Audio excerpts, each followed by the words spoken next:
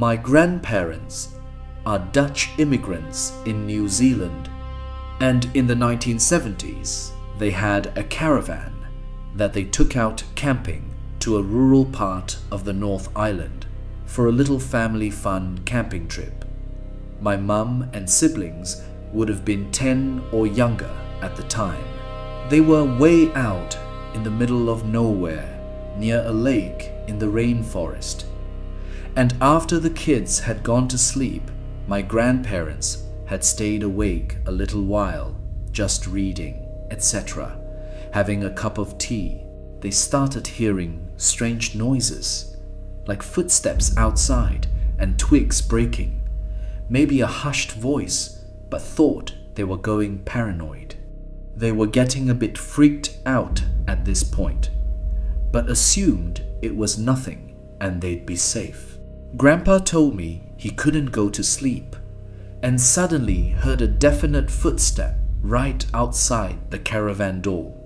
He peeked out the window of the caravan and it was completely pitch black and no moonlight whatsoever, but he could see the glowing cigarette of what must have been a pretty tall man standing right at the door of the caravan. He could still hear other footsteps too, even though whoever was smoking this cigarette outside the door was standing dead still. He told me he'd never been so scared in his life, but he had to do something because he had his wife and 4 little kids sleeping inside the caravan, and so he grabbed his butcher's knife. He was a butcher by profession. Lord knows why he had it on a family camping trip. Opened the door to confront or yell or do whatever he could to scare the people away. But when he opened the door, he saw no one and heard no noise. He thought he was going crazy, but he saw the cigarette butt on the ground outside the door, freshly finished. He got into the car straight away. He had everything ready to go. Luckily, cause he'd already planned on beginning driving early the next morning anyways, and drove everyone away and found somewhere else near a town to stay instead.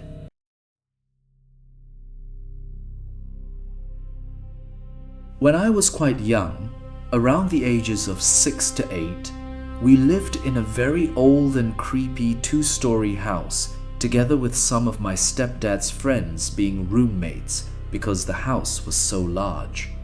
The room I stayed in was on the left at the top of the stairs and had no door, with my brothers both staying in the room across from me. The stairwell itself had a door at the top and bottom that I would close on my way to bed every night because it made me feel a bit safer. Anxious little kid. The previous owner of the house, our great uncle Earl, had committed suicide in the house in my bedroom. Family never told me that until I was older, but it made everything make more sense when I found out he had hung himself above where I slept every night. Starting around 10:11 p.m. every night, without the door at the bottom of the stairwell opening, we would all hear loud footsteps slowly climb the stairs that wouldn't cease until about 4 inches the morning. They would walk up to the top into my room and then restart at the bottom. It was absolutely fucking terrifying, and even typing this out evokes that same bone-chilling horror that makes me want to tear up and feel like my gut has been punched.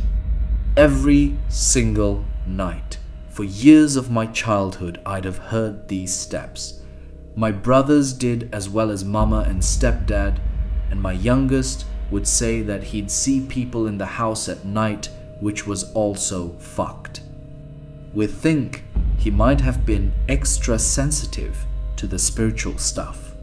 Out of curiosity, one night, I opened the top door of the stairwell and turned the light on to see who was coming up the stairs, and there was absolutely no one or anything in front of me, and the footsteps had stopped when the light came on.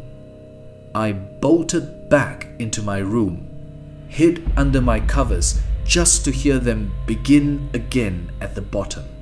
It got to the point where my mum would yell, "Go to bed, Earl," when he was feeling extra active and reliving his final moments over and over, and crazily enough, they would stop when she yelled. As a family, we all share this fear and fascination of ghosts and the afterlife, having lived in such a place. The house was burned down in a controlled burn to make way for suburbs, and I went to the rubble and grabbed a couple scorched bricks as mementos. A female friend in college disappeared from a party at another university in the city town 25-ish miles north of our school. She had arrived with another friend who I believe had driven. At some point, she split off to play cornhole or something and was later inexplicably gone. Phone calls went to voicemail, police were called, but she was simply missing. About 10 days later, she was found by a homeless man who witnessed her crawling up to a bus stop in the city, begging for help. She had broken a leg and an arm and was in very bad shape. At the quite large party, she had her drink secretly drugged and was then led off by a group of men into their vehicle. She was taken to an apartment where she was drugged, repeatedly raped, and locked in a small room in between with a bucket to use as a bathroom. At one point, after being injected with heroin and raped, she somehow managed to convince one of her captors to allow her to use the actual bathroom to clean herself up. This bathroom had a small window to the outside, and with the shower running, she managed to squeeze out and fell from the 3rd story into a large hedge bush. From there, she crawled from the apartment complex to the road and bus stop, where the homeless man saw her and called police. Many cars stopped upon seeing her, making her captives unable to recapture her. 3 men were later arrested for the crime after surveillance cameras allowed police to locate the apartment which she jumped from.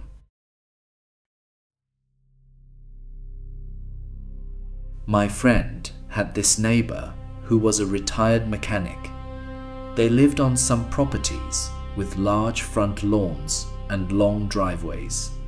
His neighbor had a couple derelict cars parked up near his garage that he took parts from occasionally.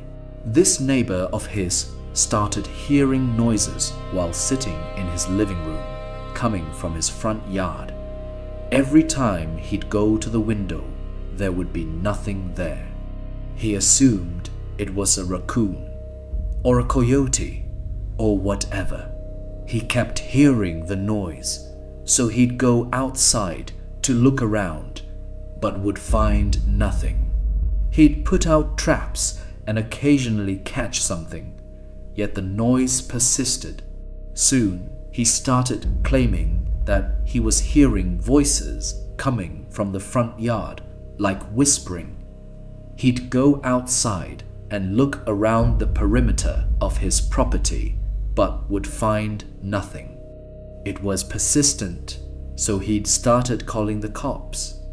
Every time the cops came and looked around and would find nothing.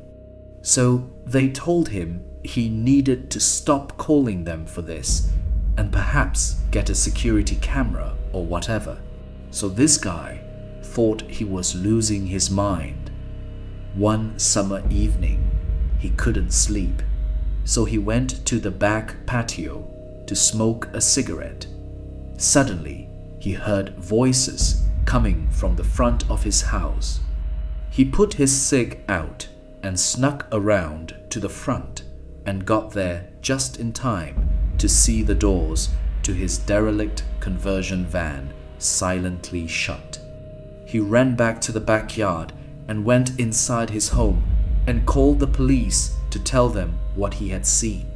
The police arrived and approached cold, that is to say, without lights, sirens, and when they approached the van, the doors swung open and a bunch of people ran out in every direction. Upon searching the van, the cops found syringes and paraphernalia and determined that people were shooting up in there.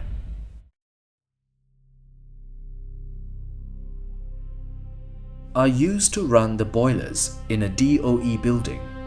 Apparently, at some point in the 80s, 3 people were murdered over involvement in a big VCR theft. VCRs meant for the school system had apparently been stolen out of this warehouse. It was an inside job. Something went wrong. The head custodian was found shot to death. And later, the bodies of the other 2 were reported buried in Monticello. But word is, they had first been incinerated. In the boilers, I was in charge of operating and maintaining. There were 3 operational boilers and 1 that wasn't in service. No clue which one was supposedly used, but when you're firing them up, you're typically the only person in the building. Not a single day went by that I fired them up and didn't wonder which one was used. But that wasn't what gave me the real heebie-jeebies. You have to clean the interior of these boilers really well. Otherwise, the fire won't transfer heat to the water very efficiently, especially with #6 oil. These boilers would build up a lot of soot. You have to suit up in a Tyvek suit, wear a mask, and climb right into the firebox. I found myself staring down the business end of that burner many times, wondering what that panic would feel like. I'm reasonably sure these people were dead before getting put in the boiler though. Once, I was actually in one boiler while another one was running. The valve that isolated my boiler from the main steam line wasn't holding, and by the time I realized how warm it was getting, it was enough to panic, trying to lift myself up and belly crawl through the small opening. The metal was almost too hot to keep my hands on for long. Definitely creepy experience, considering the history of that boiler room. Years ago, when I was 8, my family lived in this big, weird house, kind of on the edge of a small town. The school district was in the middle of a big restructuring, so even though we were only a couple grades apart, my brother and I went to different schools and took different buses. This left me as the last person to leave in the morning and the first person to get home in the afternoon, which meant it was my job to make sure all the lights were off and the door was locked. One morning, I noticed the basement door was open and the light was on, so before I left, I turned off the light and closed the door. When I got home that afternoon, the light was on and the door was open again. I just assumed that I'd forgotten to actually take care of it when I noticed it in the morning. So I went over to turn off the light and close the door. When I got to the top of the basement stairs, I looked and there was a big shadowy male figure towards the bottom of the staircase. I freaked out, slammed the door and pushed a bunch of boxes against it, and then went and hid in my closet. For months, I didn't tell my family because I was positive what I had seen was a ghost and didn't think anyone would believe me. Then, about a year after that incident, my mum and her boyfriend realized that small amounts of money had been going missing for months, totaling around $800, 900, but never more than $60 at once. So we all walked around the house with flashlights, trying to figure out how they could have gotten in.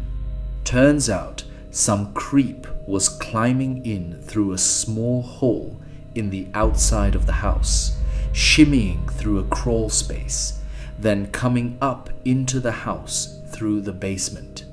Realizing I had been alone in the house with him on at least one occasion was one of the worst, most terrifying moments I've ever had. The legend of Bear Man. So people think of that one South Park episode with Bear Man Pig. No, it's not even close to that. So there was this camp I used to go to during the summer. There was probably around 500 kids there for a week straight. Everyone had cabins they would stay in assigned by gender and age, and had an older person be in charge of one cabin. The older person was around 17 to 18, watching 13 to 16-year-olds in the cabins. And then the staff were actual adults who had their own cabins, but they would be on night shift duties to walk around and make sure everyone was staying in their cabins. So now that you kinda know the setting, let's get into the legend. As it goes, in the woods, and when all the kids were in the cabins and the lights were out, a bear would come out from the deep woods and wander into the campgrounds. The bear would then stand on its back legs and walk as if it was a human. Then it would choose to go into a cabin, and if you were unlucky, it would go by your bed and watch you sleep. If you made any single move, it would grab you and take you into the woods, never to be seen again. Hearing that scared the crap out of 14-year-old me. It was something the older girl told all of us. A bunch of the other girls were like, "Pfft, it's so we stay quiet and sleep." But other kids from cabins heard of it too.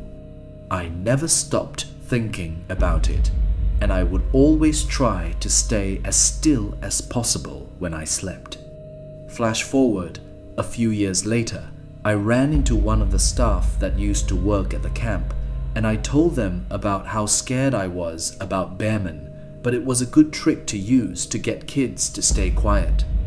Well, turns out it's actually based off a true story. I guess back in the 80s, a man dressed in a bear costume, which was some sort of mascot for the camp at the time, and take girls out of their cabin. So, as you could imagine, to my horror, I was completely bewildered that bearmen actually existed at some point in time.